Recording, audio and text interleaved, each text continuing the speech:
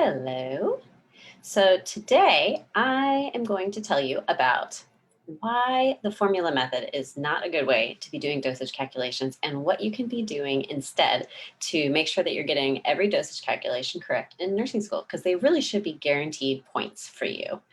So, and that is even if you're uncomfortable with math, even if you think you suck at math, even if math stresses you out and you have complete and total math anxiety, you should still be able to get every dosage calculation correct. And the formula method is not going to do that for you. And this is why. There are like four reasons why. Okay. First of all, formula methods of dosage calculations only work for very specific types of dosage calculations. So you have to, one thing, you have to memorize multiple different formulas for different situations. And even then, you might not have the formula you need or know the formula you need for a dosage calculation that you get presented with. And another thing is you have to choose which formula. And if you choose wrong, then it's not going to make sense and you're not even going to know why you got the question wrong. Second, sometimes the formula method can require multiple steps. You might have to do a conversion before you can plug in the numbers into the formula. And if you don't recognize that, then you're more likely to get the question wrong.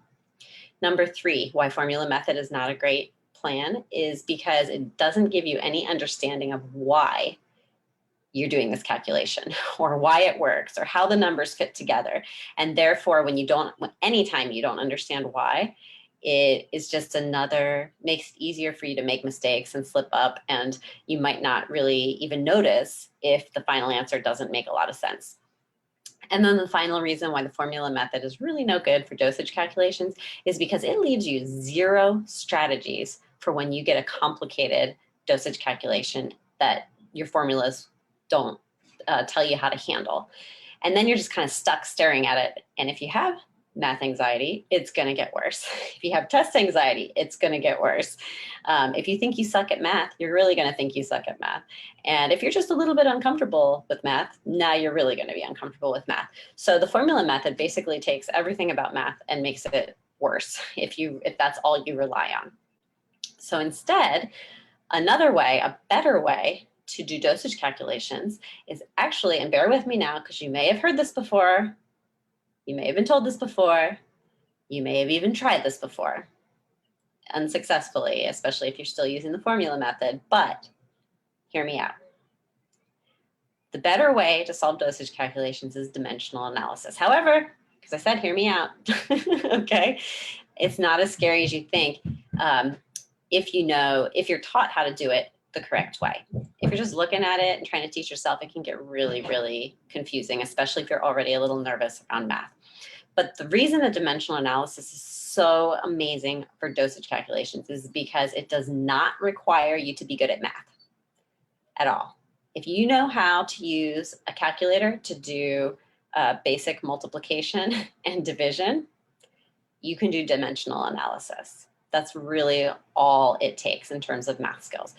A second reason why dimensional analysis is so good is because it can handle literally any dosage calculation that could ever get thrown at you in nursing school, in an NCLEX or anything like that, in practice, nursing practice. You can use dimensional analysis for literally everything, and you can combine everything into one single step. That means you don't have to worry about doing conversions and units and things like that. It's all included in the easy step-by-step 6 steps that I teach students how to do dimensional analysis. And then third, it's very structured, it's very flexible, but it's very flexible. So like I said, I teach students how to do dimensional analysis using 6 easy steps. So it's very structured. You know what to do first, what to do second, what to do third, fourth, fifth, and sixth, and you have the answer in the 6th step. But by just following these 6 steps, you have the flexibility to solve any nursing calculation, from IV calculations to PO meds, IM injections, weight calculations, pediatric ranges, everything. The most complicated dosage calculations you can get. Now, if you're watching this in May of 2021, I have a free tutoring session coming up on Sunday that you are welcome to attend. It is on IV dosage calculations, and I will be teaching this 6-step method for dimensional analysis on coming up this Sunday.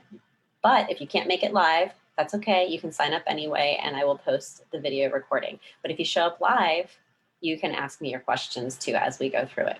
So if you have any questions, you can respond to this video, and I will try to make sure to, or I will make sure to answer them when I go live at the next tutoring session. But otherwise, I hope to see you there. You can find the link at, should be by this video, but also you can find it at www.yournursingtutor.com/toolkit. And even if dosage calculations isn't an issue for you, this particular dosage calculations toolkit is only free in the month of May, but I give a free toolkit every month, and that link will link you directly to whatever our current free toolkit is. So I hope to see you at the dosage calculations tutoring session, and I will talk to you then. Bye.